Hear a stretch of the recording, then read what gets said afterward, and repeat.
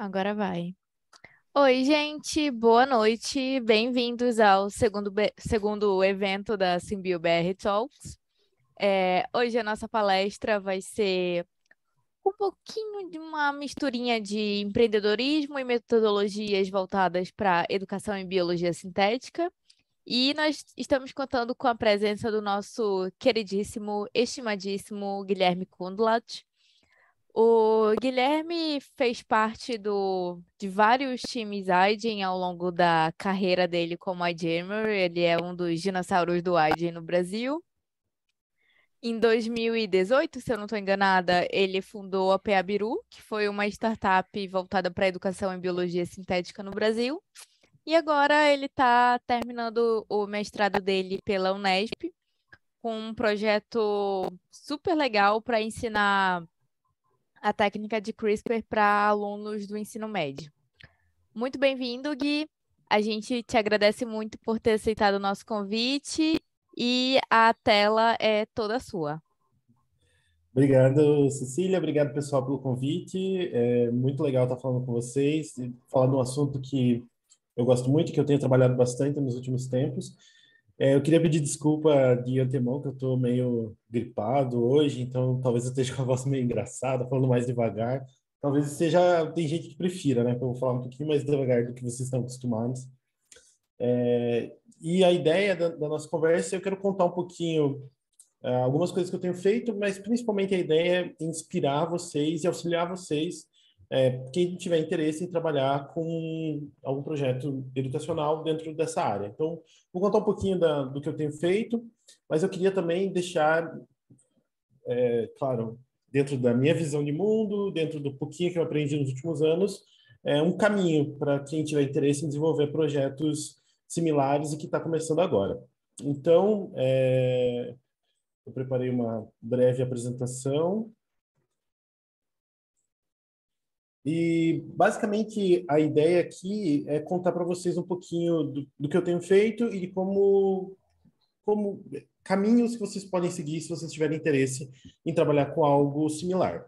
Então, a primeira ideia é mostrar para vocês um pouquinho do que eu tenho feito nos últimos anos. Então, como a Cecília apresentou, eu junto com a Lina, com o Marcelo, a gente estabeleceu o PABIRU, que era uma startup baseada em São Carlos, que desenvolvia projetos educacionais na área de biologia sintética e áreas correlatas. Então, a ideia era trabalhar com robótica, trabalhar com internet das coisas, associado com biologia, e desenvolver esses kits educacionais para estudantes de nível médio e de graduação. A gente fez alguns projetinhos, só para dar uma ideia do que a gente fez para vocês. Então, a gente desenvolveu um card game, em que você montava circuitos biológicos para resolver problemas reais, usando peças biológicas de verdade. Todos esses projetos eram reais. Esse é um teste que a gente fez lá em Foz do Iguaçu, do projeto que a gente estava desenvolvendo.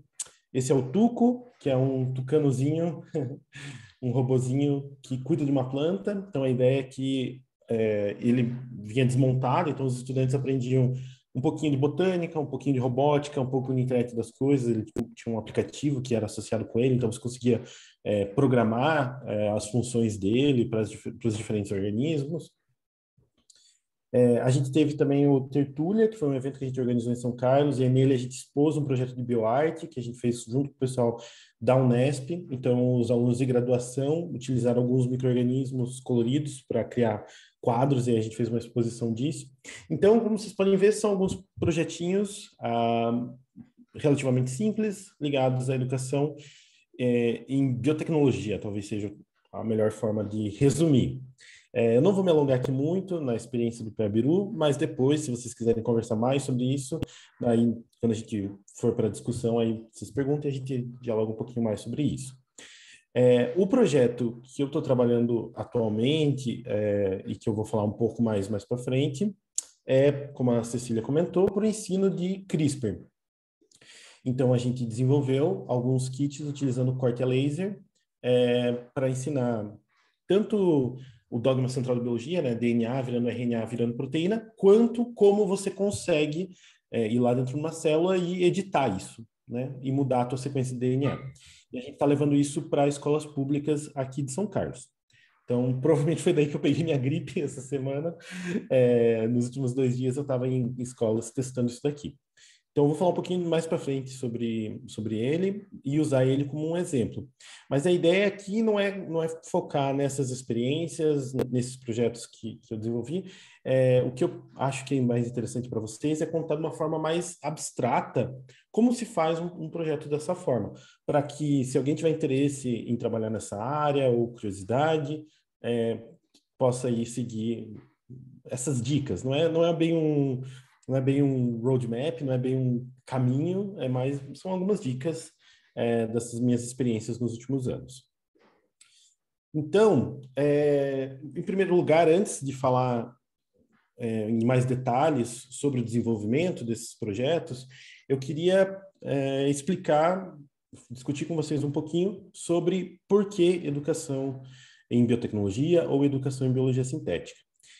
É evidente o impacto tanto social quanto econômico desse tipo de iniciativa, porque através desses projetos a gente consegue democratizar o acesso à ciência, a gente consegue levar para mais pessoas essa transformação tecnológica, porque se a gente entende que a revolução biológica é a grande revolução tecnológica do nosso tempo, é importante que a gente leve isso para as pessoas e mostre, olha, e é isso que está sendo discutido, é isso que você vai estar comendo, é isso que você vai estar vestindo, é isso que você vai estar usando no seu dia a dia para se locomover, para tratar as doenças, enfim. Se a gente entende que biologia sintética vai mudar como a gente produz alimento, ou está mudando como a gente produz alimento, como a gente produz roupa, como a gente produz embalagens, vai mudar tudo isso, vai impactar a vida das pessoas em uma série de momentos. Então, é importante a gente conversar com elas, se conectar com elas para falar dessas transformações que estão acontecendo,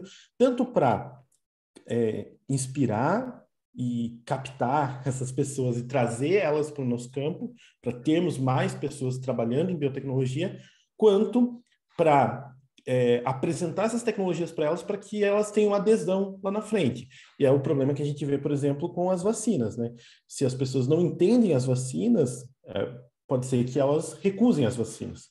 Se elas não entendem os transgênicos, pode ser que elas recusem os transgênicos. Então, para que a gente tenha essas tecnologias que a gente compreende que vão melhorar a vida das pessoas, de fato, penetrando no dia a dia delas, elas precisam entender o que é isso. Então, é por isso que é interessante a gente trabalhar nesses tópicos, não só com quem vai executar, não só com o profissional de biotecnologia, da biologia molecular, com engenheiro de bioprocessos, mas com o público de uma forma em geral, porque essas são as pessoas que vão utilizar as soluções que a gente desenvolve. Então, é evidente que tem esse impacto social de transformação na sociedade como um todo, tem um impacto econômico da gente capacitar a mão de obra, porque se a gente quer que o nosso país, as nossas iniciativas tenham um papel primordial nessa transformação tecnológica, a gente precisa de pessoas capacitadas, e esses projetos podem capacitar pessoas, né? Então,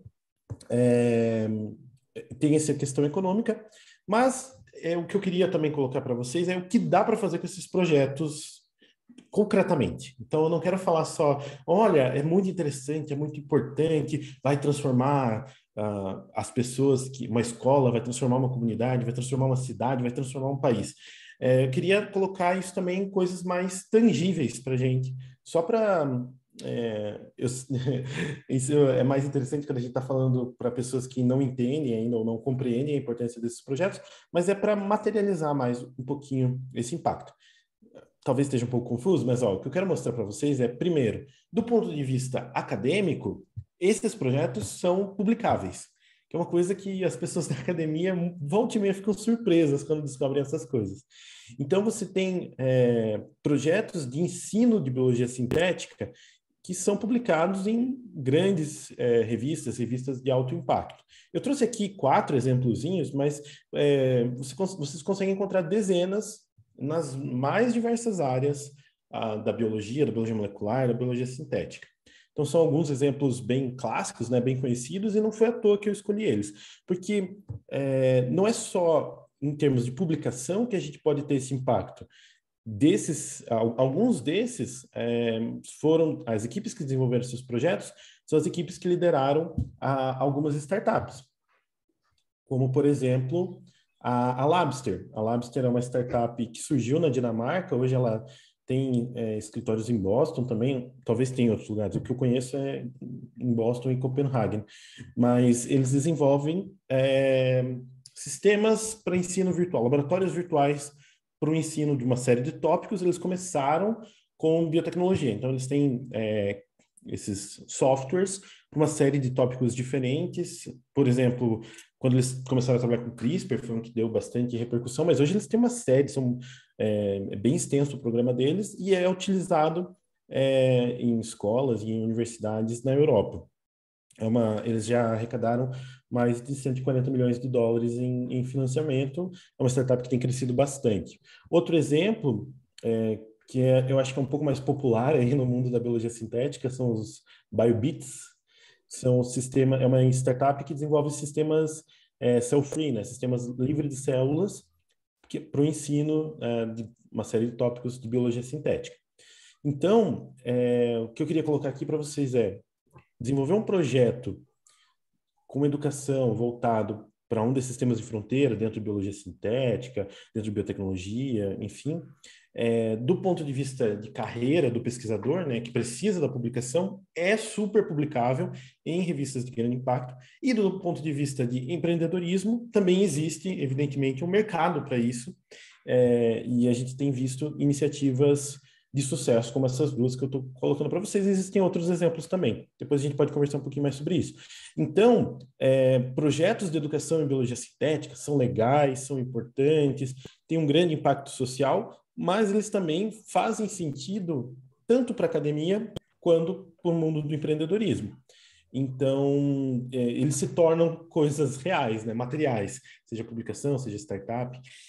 Isso eu sei que para várias pessoas aqui nessa conversa é trivial, mas muitas vezes a gente precisa falar disso, né? Então, quando eu apresentei o meu projeto de mestrado para o programa de pós, eles ficaram surpresos em saber que dava para publicar uma coisa desse tipo, porque é muito diferente, né, do tipo de publicação que a gente está acostumado. Mas não só dá, como se publica nas principais revistas do nosso campo.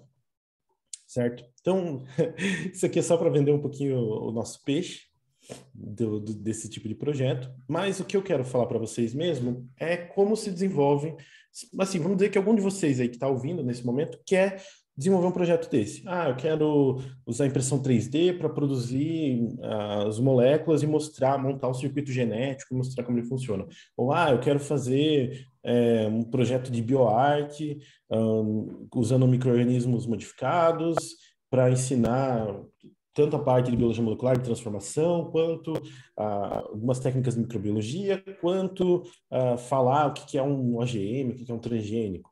Ou então, eu quero desenvolver um sisteminha de automação, que aí eu posso ensinar robótica e posso ensinar a parte de bioprocessos, biotecnologia ao mesmo tempo. Todos esses exemplos são exemplos reais. Existem projetos fantásticos dentro de cada um deles. Então, o que eu quero fazer aqui é falar, olha, qual é o passo a passo que você segue? Se você tem uma ideia dessas, nesse momento. O primeiro passo que eu segui, e que eu recomendo que vocês sigam, conversar com especialistas, né? Evidentemente, a educação, a pedagogia é uma área que tem pessoas que são especialistas nisso. Então, quando a gente está fazendo essa migração, que a gente tem esse know-how, essa expertise em biologia molecular, engenharia genética, biotecnologia, enfim, como você quiser chamar, né? A primeira coisa é conversar e ter esse embasamento teórico com pessoas que estudam como desenvolver essas ferramentas. Foi assim que eu comecei esse projeto, o que eu vou falar mais para frente, que é o LeDNA, ou LeDNA, ou não sei certinho como chama, ainda estou definindo o nome, mas enfim, como eu comecei essa iniciativa. Então, o primeiro passo é conversar com quem já conhece, trabalha na área, para dar os fundamentos teóricos. E além disso, uma coisa que eu aprendi na prática, mais para frente, mas que eu já encaminho para vocês como dica, é que dentro de especialistas, não está só os teóricos da universidade que estudam e pesquisam nesse tema. É interessante também conversar com quem está em sala de aula.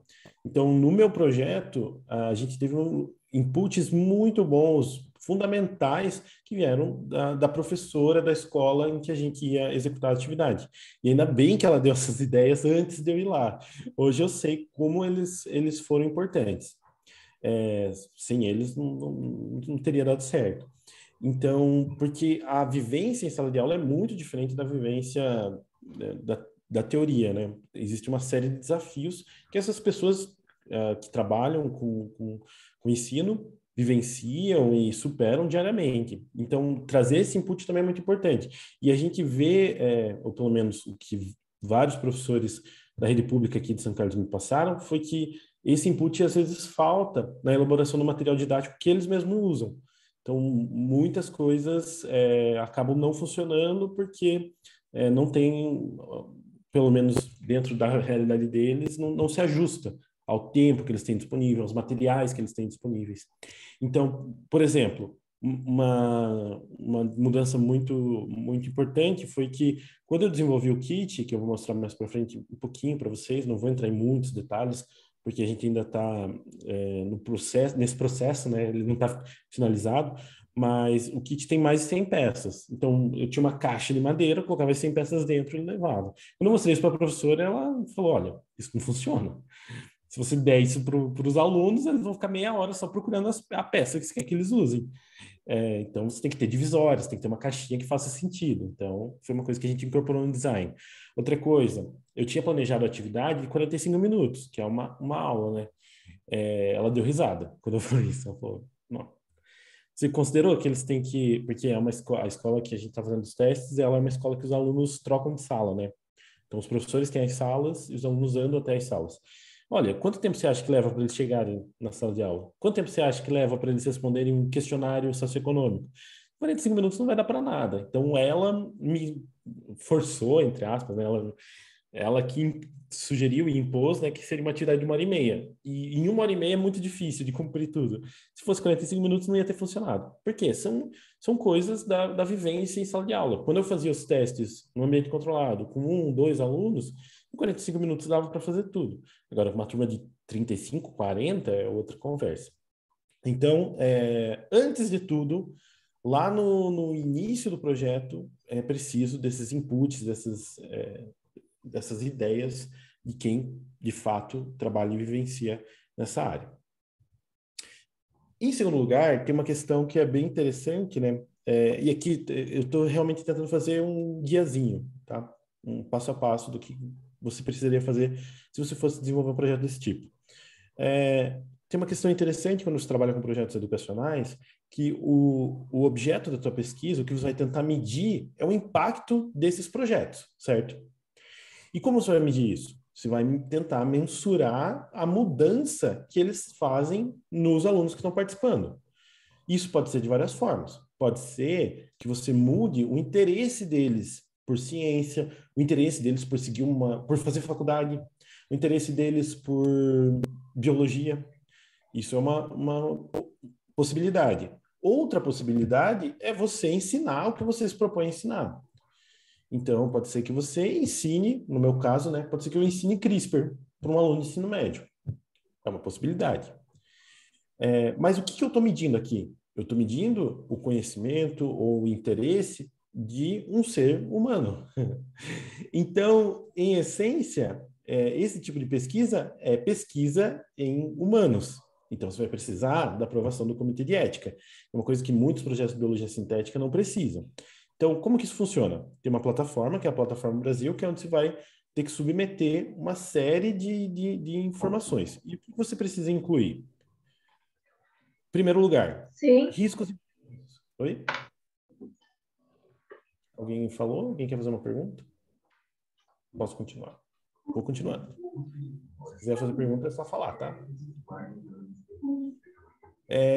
Então, uma coisa importante.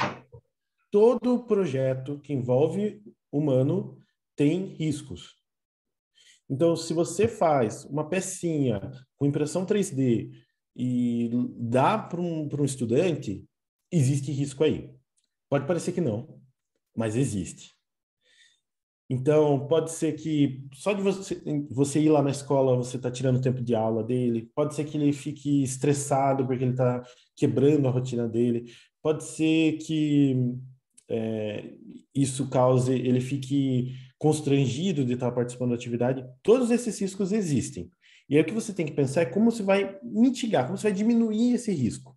Então, por exemplo, a gente tem uma série de questionários que a gente apresenta para os alunos. Uma coisa que a gente faz é colocar em toda pergunta a opção não quero responder ou não sei. E aí ele pode marcar. E aí eu explico sempre, olha, gente, vocês não precisam ficar estressados, não vale nota, não tem problema nenhum, e se você não quiser, você marca a sua opção. Outra questão é, ele pode ficar constrangido, como eu falei, como que a gente consegue mitigar isso? Constrangido por não saber aquilo, né? Tudo é anônimo, todo mundo recebe um número, e eles só respondem um número na prova. Então, eu falo, olha, gente, não precisa ter vergonha, não precisa ter medo de errar, porque ninguém vai saber que foi você, nem você vai saber lá no final, porque é tudo anônimo. Então, claro, isso tudo são riscos, parecem riscos simples, né? Quando eu estava submetendo o projeto, parecia uma coisa meio boba, assim, né? Tipo, pô, o cara pode ficar nervoso de responder uma prova, mas foi muito importante eu pensar nesses riscos e pensar nas formas de mitigar eles, porque eu estou usando isso na prática. Eu vejo que, de fato, as pessoas ficam com medo de errar, as pessoas ficam nervosas com o tempo. Então, tudo isso foi considerado. É claro que existem riscos maiores. No nosso caso, como a gente faz uma aula prática em que eles, de fato, fazem transformação, eles usam a CRISPR, editam a bactéria, ela muda de cor, é, aí tem o risco biológico. Então, como a gente mitiga o risco biológico? A gente fornece jaleco descartável, fornece luva e, enfim, resolve o problema, né? Então, é muito importante identificar quais são os riscos e descrever o que você vai fazer para minimizar eles. E tem benefícios. Quais são os benefícios da tua pesquisa? No caso da CRISPR, é aprender sobre uma coisa que eles geralmente não aprenderiam. Então, quando você escreve um projeto para o comitê de ética, você tem que incluir quais são os riscos e quais são os benefícios. E lá na Plataforma Brasil você tem que descrever isso também. Evidentemente, né, se você vai ter participação de seres humanos, tem que ter um termo de consentimento. O que é o termo de consentimento? Você explica tudo isso, explica qual que é o teu projeto, você explica quais são os riscos, quais são os benefícios, você coloca lá como a pessoa pode entrar em contato, enfim, tem modelinhos, né, você consegue encontrar, né, os CEPs geralmente oferecem um modelinho, e é isso, todo mundo tem que assinar, né? Todos os responsáveis têm que assinar. No caso de estudante de ensino médio, que é o meu caso, também tem o termo de assentimento, porque o menor de idade ele não pode assinar o termo de consentimento. O responsável precisa assinar esse termo. Eles assinam uma versão diferente que é o termo de assentimento. E o termo de assentimento ele tem que ter uma linguagem adequada para eles. Então, tem que ter uma linguagem mais simples e você pode tem formas diferentes de fazer esse termo de assentimento. Eu já vi, por exemplo, gente que faz história em quadrinhos. Não é o meu caso, né? Porque eu não vou ensinar CRISPR para uma criança de 7, 8 anos. Não acho que é impossível, mas é complicado, né? Mas quem trabalha com esses públicos mais jovens, você pode utilizar essas ferramentas. E é interessante, né? Você tem que ter em mente a linguagem que você vai utilizar, porque você está falando com pessoas que não estão familiarizadas com o teu projeto. Então, por exemplo, quando o termo de consentimento do meu projeto foi para os pais, vários me ligaram, porque tinha meu telefone lá. Eu atendia o telefone e eles falavam, você vai jogar bactéria no meu filho. Eu falava, não, tá tudo bem, é tranquilo, vai ter jaleco, é uma bactéria que dá para comer, não fala pro teu filho, senão eles vão tentar comer de verdade. Então eu explicava tudo, mas teve mais de um pai que me ligou, porque a linguagem estava muito difícil para eles. Então foi uma aprendizagem também, um aprendizado para mim, simplificar um pouco mais a linguagem para, né, a pessoa tem que entender o que ela está lendo. Ainda mais nesse caso, né, que eu estou dando o termo sem eu estar junto, né, sem eu estar do lado explicando. Tem que ter uma autorização para coletar dados, no nosso caso é na escola, tem que ter o projeto de pesquisa e ter os questionários, que eu vou falar um pouquinho mais para frente. Então, isso tudo, gente, estou tentando dar ideias aí e auxiliar alguém que queira desenvolver um projeto parecido com esse. Vocês vão ter que passar por tudo isso. Dá um pouquinho de trabalho, tá? Mas é bem importante. E é claro, isso é porque a gente está falando de trabalhos relacionados à educação, mas a mesma coisa se aplica, por exemplo, ao desenvolvimento de um teste de um fármaco, testes psicológicos, enfim. Alguém mandou uma mensagem. Se alguém quiser falar, a gente pode abrir o microfone. Fica à vontade, tá? Então, o que eu queria falar um pouquinho para vocês também é sobre instrumentos de medida. O que eu quero discutir com vocês é como que a gente mede essas coisas. Eu sei que está um pouquinho técnica essa conversa, mas a ideia é mesmo isso, é dar fundamentos, dar insumos para que vocês possam desenvolver projetos desse tipo. Então, existem dois caminhos que você pode seguir aqui quando você vai tentar medir alguma coisa. No caso do nosso projeto especificamente, eu vou falar um pouquinho mais para frente em mais detalhes, mas eu queria medir duas coisas. Eu queria medir se eu ensinei alguma coisa para eles, e eu queria medir se eu despertei o interesse neles por ciência, por biologia. E aí eu tive que seguir dois caminhos diferentes. Primeiro, para mensurar esse interesse, eu peguei um instrumento que já estava pronto, que é esse daqui. Inclusive, eu separei aqui o artigo para mostrar para vocês, porque ele é bem legal. Então, basicamente, nesse trabalho, o que eles fazem, vocês vão ver que esses instrumentos, eles têm uma parte de estatística muito pesada, né? Mas, basicamente, o que eles fazem eles comparam uma série de instrumentos diferentes e eles tentam condensar. Porque eu tinha esse problema no meu projeto, né? Se eu quero fazer uma atividade de 1h30, que foi a sugestão da professora, eu queria fazer de 45 minutos, e eu quero fazer um teste no início e no final, eu quero medir o interesse deles por ciência, eu quero medir o interesse e o aprendizado deles. Se o meu teste for longo, não vai dar tempo de fazer nada no meio, né? Eles vão ficar só fazendo prova.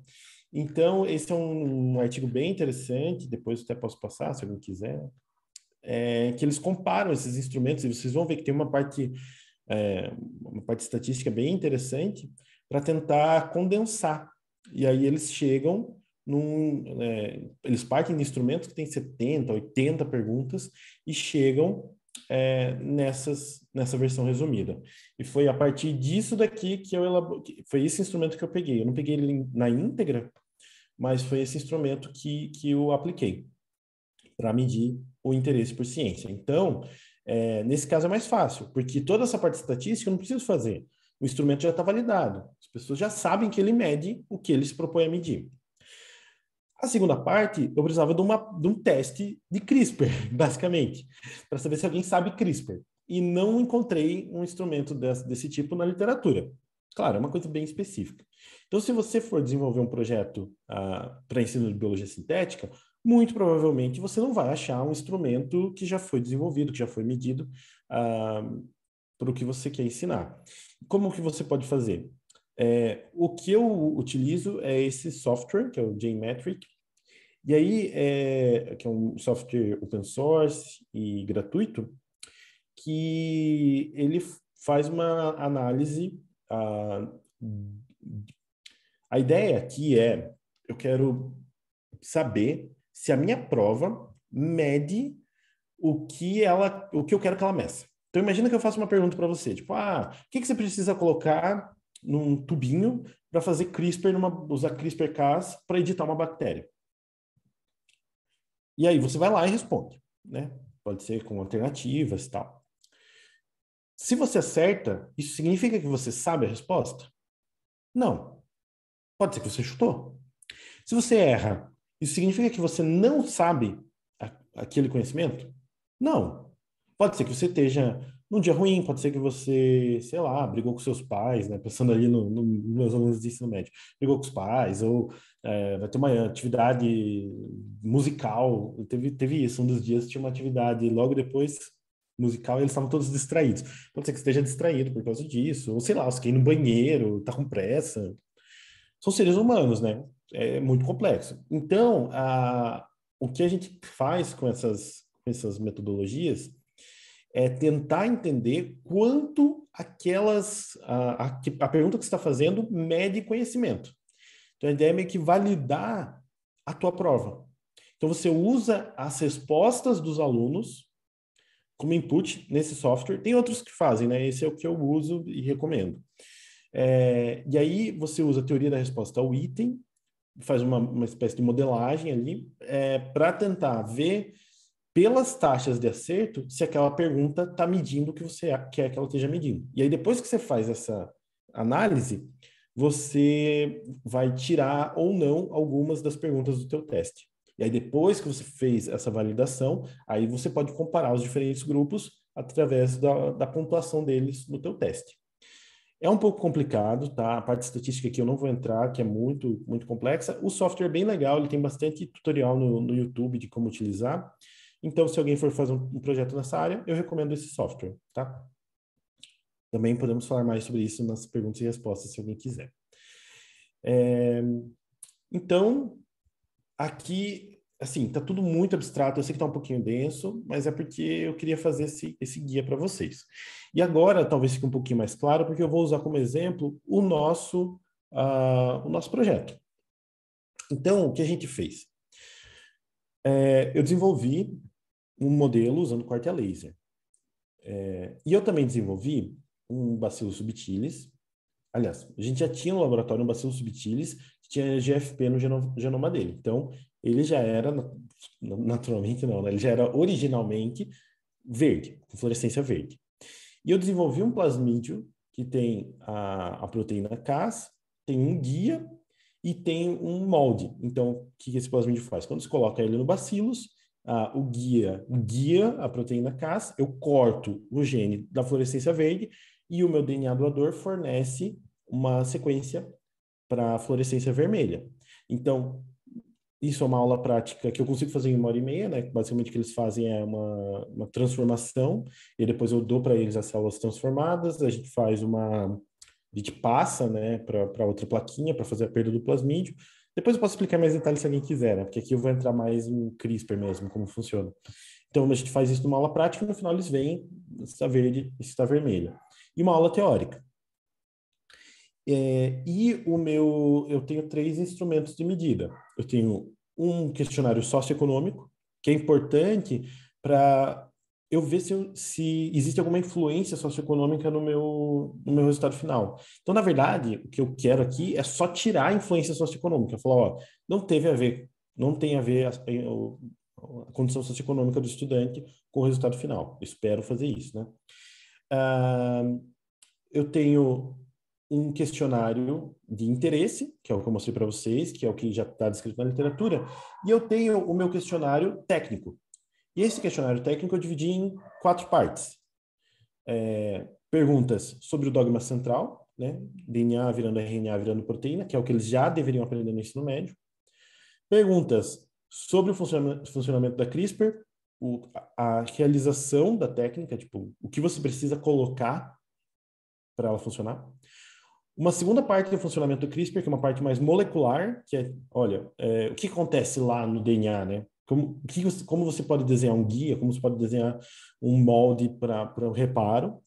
E uma quarta parte que é de aplicação, que é tipo, para ver se eles entendem como essa tecnologia pode ser aplicada no dia a dia deles. Então, eu desenvolvi todos esses módulos, né? E o que a gente faz? A gente tem 3 grupos de estudantes, são 3 turmas, cada uma com 30 a 35 alunos. Num primeiro momento, eles responderam o questionário socioeconômico, o questionário de interesse e o questionário técnico, para eu saber qual é o nível deles no início da atividade. E aqui eu vi que, assim, claro, é óbvio que eu não espero que eles saibam responder nenhuma dessas partes sobre CRISPR, e eu esperava que eles soubessem um pouco sobre o dogma central, porque é uma turma de terceirão, né? São 3 turmas de terceirão, então eles já deveriam saber um pouquinho, mas a maioria não sabia, não tinha esse conhecimento. Aí eu faço a primeira intervenção, cada grupo é uma intervenção diferente, e no final da atividade eu aplico de novo o questionário de interesse e o questionário técnico. E aqui é importante que eu faça algumas mudanças. Então eu mudo um pouquinho, uma pergunta, por exemplo, que é, eu sou muito bom em biologia, eu troco para eu sou muito ruim em biologia. E aí eles marcam, né? Concordo totalmente, até discordo totalmente. E eu inverto para caso eles estejam só copiando as respostas, eu veja, eu consigo notar isso. Então, tipo, se mudou drasticamente, né? Ficou inverso, porque ele não leu a pergunta. E eu também faço mudanças na ordem das respostas para saber se eles não estão colando. Então, tem aqui algumas manhãzinhas que você faz para ver se o teu resultado é real. Aí, na semana seguinte, eu faço uma segunda intervenção questionário mais uma vez. Inclusive, é nesse momento que eu estou, né? Eu fiz 2 intervenções com cada grupo, semana que vem eu tenho a terceira. Então, aqui o que eu consigo ver é, primeiro eu vejo uma atividade comparada com a outra. Então, eu posso ver que as minhas peças de madeira talvez sejam melhores que uma prática de laboratório, ou sejam melhores que uma teórica, ou não. Depois eu vejo aos pares. Então, talvez o melhor caminho seja a prática de laboratório junto com as minhas peças, ou então as minhas peças junto com uma aula teórica. Então, eu consigo ver os pares. E, por fim, eles fazem a atividade que está faltando. Aqui é importante, você pode falar assim, tá, mas nesse último teste você tá só, fica tudo igual, né? Tem 2 coisas que eu consigo ver aqui. Primeiro, eu consigo ver se a ordem faz alguma diferença, né? Se fazer a teórica primeiro faz diferença, né? Ou não. E também tem uma questão ética. Porque imagina que as peças de madeira são a melhor ferramenta. O grupo 2 ficaria sem. Então, eu estou privando eles de aprender da melhor forma. Por isso que todos os grupos passam por todos os tratamentos, para que eu não tenha essa questão, esse problema ético. Então, se você está, por exemplo, desenvolvendo peças com impressão 3D para ensinar a construção de circuito genético, pode ser que você faça uma aula prática, uma aula teórica disso e com as suas pecinhas. E seguiria a mesma lógica. Claro, você pode pensar em outros grupos também, ou diferentes metodologias, aí, claro, varia de projeto para projeto, mas a ideia é mais ou menos essa. E aqui, só para ir concluindo, já não quero me alongar muito, são fotos, são alguns registros que o pessoal da escola fez do pessoal usando o nosso modelo que a gente desenvolveu. Então, são alguns registros e tem alguns registros deles fazendo aula prática também. E por fim, eu queria comentar do Open Space, é um espaço aberto que está sendo criado, tá na sua implementação, na Unesp de Araraquara. Esse projeto está ligado ao Open Space, e tem também outros projetos que estão sendo desenvolvidos. Esse daqui ainda está bem no início, mas eu convido vocês, se vocês quiserem conhecer, tem a página no Instagram, Open Space Unesp Araraquara, eu acho, se não me engano. Aí vocês dão uma olhada lá para conhecer. Tá bom? É mais ou menos isso que eu tinha para conversar e agora eu queria discutir com vocês, fazer um bate-papo. Ver se vocês têm dúvidas, ideias, sugestões. Quem tiver pergunta, pode mandar aqui no chat, que a gente vai colocando aqui na fila. É, eu preparei algumas perguntinhas aqui em nome da Civil Brasil. E como que surgiu essa ideia de fundar uma startup de educação, principalmente no Brasil, sabendo, assim, fundar uma startup já é difícil, mas fundar uma startup de educação deve ter sido muito mais difícil. Como surgiu essa ideia? Essa é uma excelente pergunta, né? Na verdade, quando a gente surgiu a ideia de criar o PABIRU, a gente queria criar um espaço para fazer biologia sintética fora das universidades, né? Então, tipo, a ideia era criar nos moldes dos open spaces que existem por aí. E a gente queria que esse espaço servisse para as pessoas desenvolverem seus projetos, a gente queria ter equipamentos acessíveis para quem tivesse interesse visitar e poder desenvolver, e realmente surgir como um ponto focal para interessados em biologia sintética de uma forma geral se unirem, né? E naquela época o Onovolab, que como que eu defino o Onovolab? Não sei, é um campus de inovação, acho que eles se definem, né? É uma iniciativa que começou aqui em São Carlos, agora está se expandindo para outras cidades, eles estão no processo de expansão.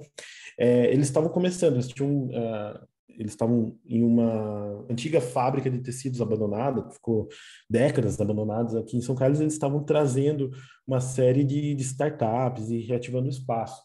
Então a gente pensou em desenvolver alguma coisa com eles, estar dentro deles, e criar uma plataforma ali para fazer biologia sintética. E aí, o que a gente pensou foi, por onde a gente começa, né? Como que você começa a viabilizar isso? E aí foi que a gente achou que seria interessante desenvolver projeto de educação, porque eram relativamente barato, é mais fácil do que você fazer, sei lá, eu vou fazer uma árvore florescente, né? Vou fazer um projeto relativamente mais acessível e ele permitiria que a gente entrasse nos espaços e divulgasse biologia sintética. Então foi por isso que a gente escolheu trabalhar com educação. E aí a gente começou a fazer workshops. Eu não me estendi muito, né, na história do PABIL, mas a gente começou fazendo workshops. Então a gente fazia, no início, a gente fazia alguns workshops, tipo, temáticos. Então foi na época, saiu o filme do Homem-Aranha, eu acho. Então a gente fez um workshop que era de biomimética, que você construía um robozinho, que era uma aranhinha, e aí a gente falava, e como seria produzir teia de aranha em bactéria? E aí a gente fez um workshop de desenho de plasmídio, usando Bentley, que você projetava uma bactéria para produzir teia de aranha. Então a gente começou com esses workshops, e aí, só que esses workshops foram legais, a gente conseguiu captar um pouco de recurso, que era uma coisa importante, né? Porque essa também era uma ideia, criar uma forma de sustentar um espaço.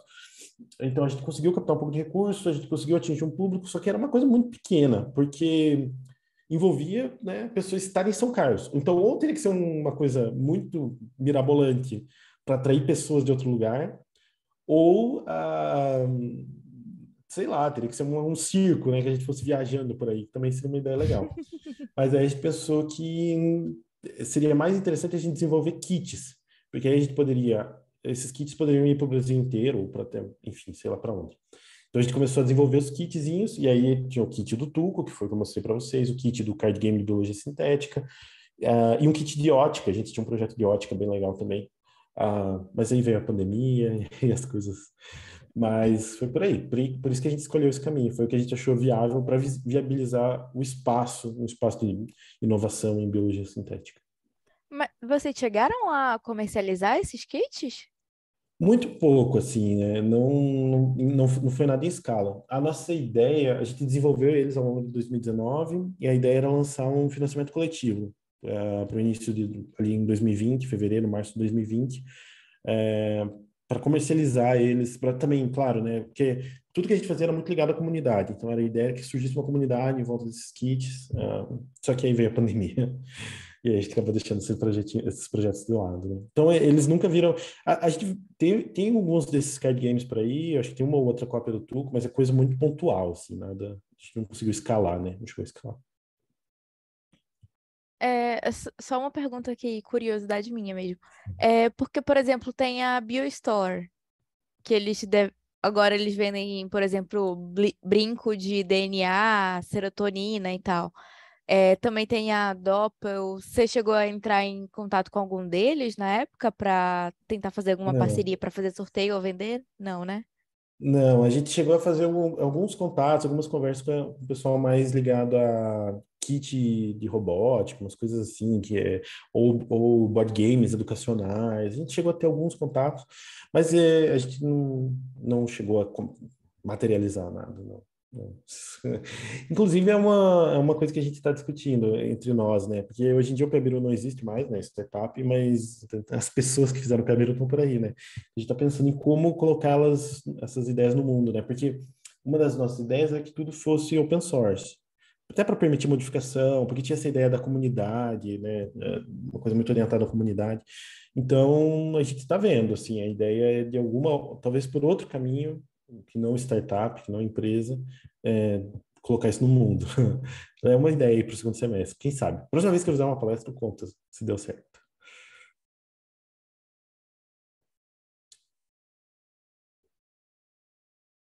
Oi. Oi. Eu caí ou foi tu? Não sei. Eu não sei. Eu não sei. Mas é isso. Tem mais perguntas? Ah, tem sim. Uhum. Vocês podem tentar fazer sorteio, né? Doar para essas lojas para elas fazerem sorteio, alguma coisa assim.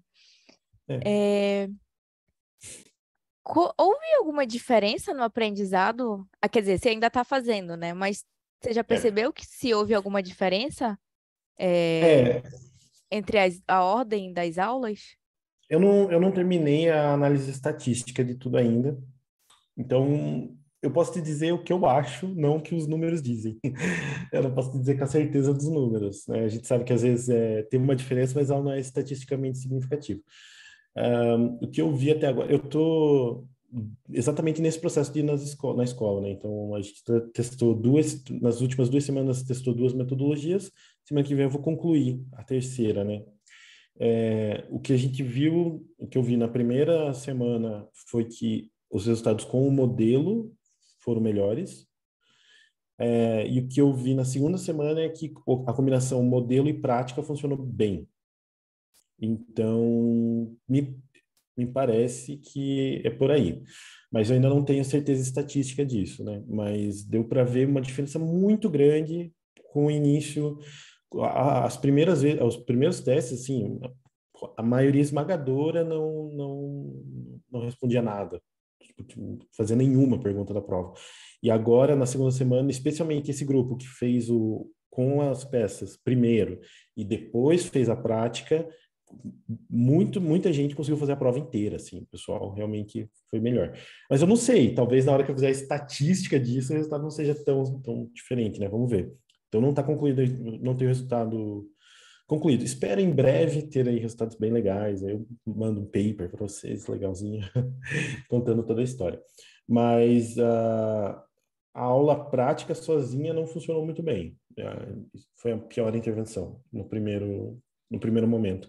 Porque, né, a gente sabe, você vai fazer uma prática, você pega coisas invisíveis. DNA é invisível, né? Uma gotinha de água, junta com outra gotinha de água, põe no tubinho, aí cresce. Embora a prática foi bem legal, porque a gente conseguiu mostrar que a prática funciona. Porque a gente teve que simplificar. Assim, eu estou fazendo esses testes numa escola da rede pública, a faixa de renda dos alunos são alunos, a maioria de baixa renda, e a gente simplificou bastante. Então, a gente não usou praticamente nada de equipamento, assim, só geladeira.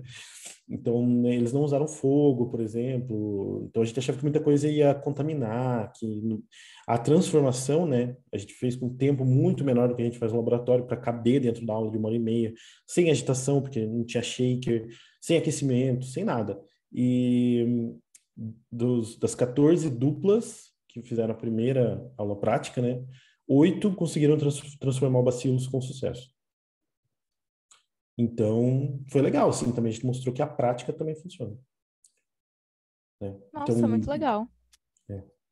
é. Antes de levar o projeto para a escola, tu validaste esse modelo? Quantas pessoas foram testadas, por assim dizer, se tu... A gente testou com bem pouca gente. Quem participou teve umas cobaias no evento do AIDIN do ano passado, em novembro. Foi novembro, né? Teve o AIDIN regional sul-americano, foi aqui em São Carlos, estava lá, teve uma demonstração, teve algumas pessoas que testaram lá. Mas foi poucas pessoas. Assim, a gente testou, eu nunca tinha testado com mais de uma pessoa ao mesmo tempo. Eu testei assim umas 5, 6 pessoas, mas sempre individual. Então, a primeira vez que eu estava numa sala de aula com 30 pessoas, em grupos, pecinha voando para tudo que é lado, foi curioso assim, a experiência. Mas foi bem, deu certo. Mas eu tinha testado muito pouco antes de ir na escola. A gente está fazendo esse teste com aluno de ensino médio. Para concluir o trabalho, a gente quer também testar com aluno de graduação. Então, talvez a gente faça esse teste, talvez não, a gente quer fazer esse teste ainda no segundo semestre, começo do segundo semestre, com um aluno de graduação, e aí talvez a gente veja a diferença, teste com outros públicos, né? Da graduação vai ser de que semestre, mais ou menos? Eu não sei, a gente não pensou nisso ainda. Provavelmente a gente vai juntar pessoas de semestres diferentes, talvez até o pessoal da pós, né? Porque a Ah, sim. ideia, a ideia é que essa primeira provinha no início ela é muito importante, que ela meio que nivela, a gente vê qual é o nível deles antes de começar a atividade. Na escola de ensino médio, acabou que não fez muita diferença, porque eles não tinham como ter conhecimento sobre CRISPR, né? Mas ela é importante na graduação, né? Ou mesmo para o aluno de pós, que a gente talvez teste, separar, né? Quem já tem conhecimento de quem não tem, porque o impacto vai ser diferente, né? Por isso que você tem esse teste que se faz no início. Porque se você não fizer o teste no início, aí você faz o teste só depois da primeira atividade, você não sabe se a pessoa já tinha conhecimento ou não, né? Sim, sim. Tu chegaste a verificar o custo desse kit que tu desenvolveste? A gente fez eu fiz algumas avaliações, só que varia muito. é, assim, deixa eu explicar, né? Eu tenho acesso a uma cortadora laser. Uma coisa que eu testei no ano passado foi mandar o projeto, igual que eu tenho, para vários lugares e ver quanto eles cobrariam para fazer as peças, né? Se eu não tivesse acesso a uma cortadora laser. Porque muitos desses lugares que fazem artesanato, hoje em dia usam corte a laser. E aí os preços variaram muito, foi curioso, assim, foi tipo de 200 a 600 reais. Se você já tem acesso a uma cortadora laser, para fazer o kit, você precisa de 18 placas de MDF e para fazer a caixa, mais 7. Então, ao todo, 25 placas. Aí depende de quanto você vai pagar numa plaquinha de MDF 30 por 20, né? Aí depende de você comprar em quantidade. Mas a gente consegue pagar aí. Essas coisas estão subindo muito o preço, né? O Brasil está num cenário de inflação meio complicado. Mas a gente paga entre R$ 1,50 e R$ 2 a placa. Então o kit fica ali entre 30, R$ 50 um kit. Para essa escola, eu produzi 10 para eles fazerem trios. Mas eles quiseram lá na hora, e, enfim, teve atividade que saiu com 4 pessoas, com um grupo de 5 pessoas, e funcionou bem também. Então, um kit desse funciona tranquilamente para um grupo de 5 pessoas. Então, com 6 kits, você atende uma turma inteira. É mais ou menos essa conta. Então, esse é mais ou menos o custo. Esse é o kit completo. Ele permite que você monte qualquer sequência de DNA que vira qualquer sequência de aminoácidos. A gente também vai disponibilizar lá, porque, aliás, eu não comentei isso, né? Mas esse projeto, vai ter uma licença Creative Commons. Então, o uso dele vai ser gratuito, vai estar na internet, qualquer pessoa pega o arquivo, baixa e corta, né? A gente vai disponibilizar também uma versão resumida, que aí ela não vai permitir que você monte qualquer sequência de DNA, que você monte qualquer aminoácido. Vai ser tipo, olha, você tem esses aminoácidos, você vai usar CRISPR para mudar a sequência de DNA, e vai virar essa outra proteína. Aí esse vai ser muito menor, vai ser coisa de, acho que ele está agora com 8 plaquinhas. Daí ficaria muito mais barato, só que não permite qualquer sequência. Então vai ter essas duas versões, uma versão completa e uma versão resumida, que deve custar menor ainda, né? Nossa, que Mas, de uma forma legal. geral, se você tem acesso a uma cortadora laser, não é muito caro a produção. O problema é se você não tem. Aí depende da boa vontade da tua loja de artesanato local. Esse kit, é porque eu não sei direito como funciona, né? Mas quando você for disponibilizar na internet, vai ter, tipo, o código para cortar na máquina? Vai junto isso? Isso, vai ter Ah, sim. ah, vai ter um. É porque assim, a gente usa arquivos SVG, é o formato do arquivo. Então vai ter um arquivo que tem todas as peças, tudo lá, e vai ter um outro arquivo que vai ter as peças separadas em plaquinhas de 30 por 20. Por quê? Porque as cortadoras mais acessíveis e também as mais comuns são 30 por 20. Então, vai ter já separadinho, ou se você tem uma cortadora maior, enfim, se você quer produzir. Tem umas cortadoras gigantes que você consegue fazer o kit inteiro de uma vez. Eu levo um dia inteiro, porque tem uma cortadora pequena, né? Mas se você tem uma cortadora bem maior, aí você manda tudo de uma vez. Aí, claro, não tem como eu fazer o arquivo para cada tipo de cortadora, né? Mas vai ter nesses dois formatos. Um com todas as peças, que aí você tem que distribuir conforme o tamanho da tua cortadora, e um já prontinho para cortar numa cortadora 30 por 20, que aceita placas 30 por 20. Nossa, muito legal. É, aqui tem uma curiosidade que mandaram. É que gostariam de saber como tu adaptarias uma metodologia para um projeto não presencial, que fosse, assim, em ensino Hum. remoto. Essa é uma ótima pergunta. Me fizeram essa pergunta na seleção para o mestrado já, porque estava bem na época das aulas Do remotas. isolamento, né? É, é, então, tem várias camadas essa pergunta. O grande desafio, a meu ver, do ensino remoto é um desafio teórico, um desafio da pedagogia, que é como você implementa uma ferramenta educacional que tenha um embasamento, que ela funcione à distância. Vou explicando melhor. A fundamentação teórica do nosso projeto envolve os alunos construírem a sequência de DNA que eles quiserem, à mão. A gente entende que isso é uma forma deles adquirirem conhecimento, eles poderem ir lá e montar e pegar. É muito desafiador você fazer esse tipo de atividade à distância, mas existem formas, né? Você pode ter um aplicativo que você escolhe ali a sequência de DNA e que você arrasta a proteína Cas, então daria para fazer isso, mas é bastante desafiador. Agora, do ponto de vista técnico, né? A lógica é a mesma. Você tem que ter esses pontos de avaliação antes e depois de cada intervenção. Então, é, o que você faria do ponto de vista assim, de avaliação é a mesma coisa, né? Você só teria esses formulários que eles iriam responder antes e depois de cada intervenção. Aí a forma da atividade, ela tem que ser adaptada para o virtual, né? Então poderia ser um jogo. Tem um paper bem legal, eu não lembro, acho que eu não coloquei na apresentação, que eles usam um jogo, chama Evolution, é um card game. E aí eles testam se isso ensina evolução. E eles mostram que ensina. É muito interessante o paper, porque o jogo foi feito não para ensinar, não é um jogo educativo, é um jogo para jogar, para competir. E eles mostram que dá para ensinar evolução com esse jogo. E, inclusive, com a versão, porque esse jogo tem uma versão computacional. Eles mostram que a versão computacional também funciona, porque é um jogo de carta, então tem uma versão de computador que basicamente fica baixando carta lá. É bem parecido. E ele funciona. Eles mostram que funciona. Então, é claro, você tem que mudar, tem a diferença de mídia, né? Você tem que adaptar para outra mídia, esse é o desafio, né? Mas do ponto de vista metodológico seria a mesma coisa. Respondi? Foi muito abstrata a resposta, não sei. Ah, não sei. Quem fez a pergunta respondeu? Luiz, ele respondeu tua pergunta?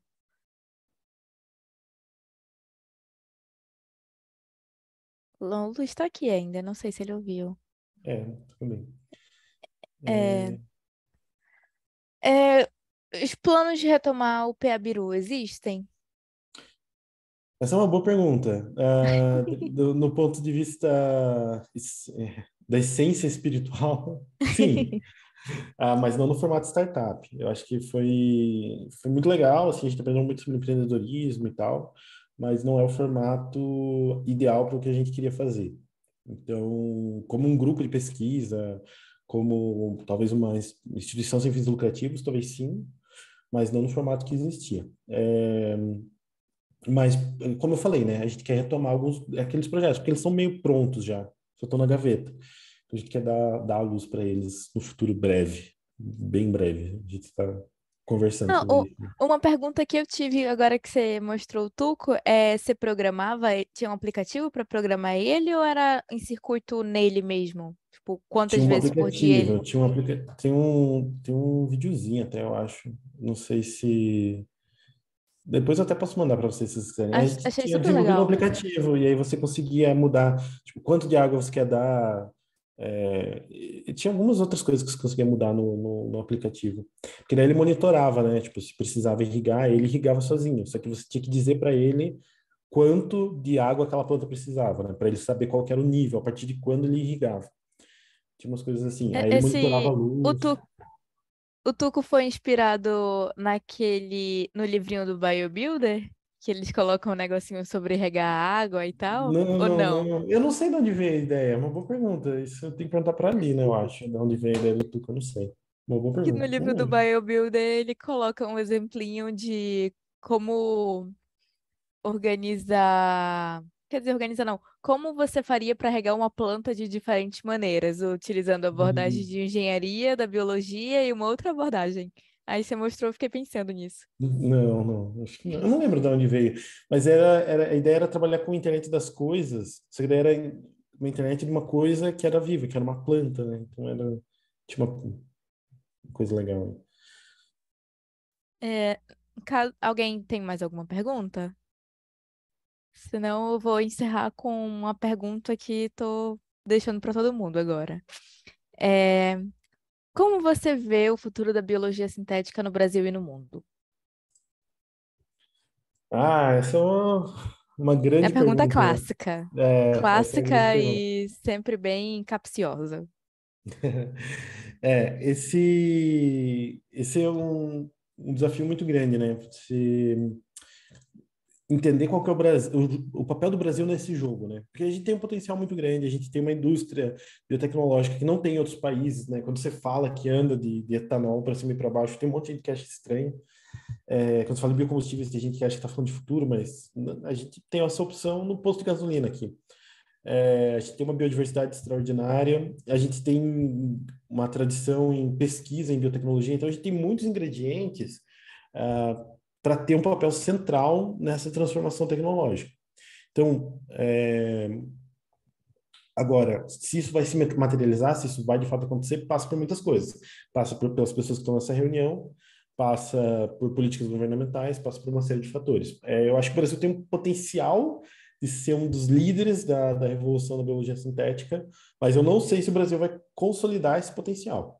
Agora, falando no mundo, a transformação tecnológica, a grande transformação tecnológica vai acontecer nas próximas décadas.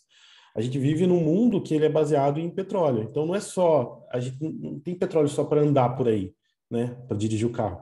A gente tem petróleo no shampoo, a gente tem petróleo na pasta de dente, a gente tem petróleo no pneu, no asfalto, no tecido sintético, no corante. E a biologia sintética, ela se propõe a criar alternativas para uma série desses produtos, alternativas mais sustentáveis e alternativas mais viáveis economicamente no longo prazo, porque um dia também o petróleo vai acabar. Então, e a gente vê isso, né? A gente tem laboratórios no Brasil fazendo corante, fazendo detergente, e eu acho até que vai ter alguns convidados falando disso mais para frente. Então, essa é a grande transformação tecnológica. Não sei quanto tempo ela vai levar para acontecer, se vai ser 10 anos, se vai ser 20 anos, se vai ser 50 anos, se vai ser 100 anos, mas ela vai acontecer porque ela precisa acontecer, e eu não sei qual vai ser o papel do Brasil quando ela de fato acontecer. Agora, que a gente tem um potencial extraordinário, que a gente tem grandes pesquisadores, a gente tem, e eu espero que também seja uma forma da gente trazer mais desenvolvimento e tentar reduzir um pouquinho as desigualdades sociais que são muito grandes no Brasil, né? O desenvolvimento tecnológico também é uma possibilidade de desenvolvimento social, se a gente fizer do jeito certo. Então, essa série de conversas aqui, ela também tem um pedacinho nessa grande figura, né? Porque ela conecta muitos desses atores que são importantes hoje e vão ser daqui 5, 10, 15, 20 anos.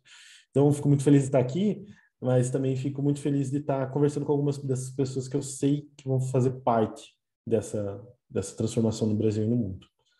Então, minha visão é esperançosa, mas tem muito trabalho. Nossa, a gente agradece muito por ter aceitado o nosso convite. Agora que eu percebi que a tua camisa é um fungo fluorescente azul, adorei. É, Espero que nós estejamos juntos para realizar essa revolução na biologia sintética. Muito obrigada a todo mundo que participou. Dia 22, se nada der errado, é a próxima Simbio BR Talks. E a gente se vê lá. Muito obrigada, boa noite e boa semana para todo mundo.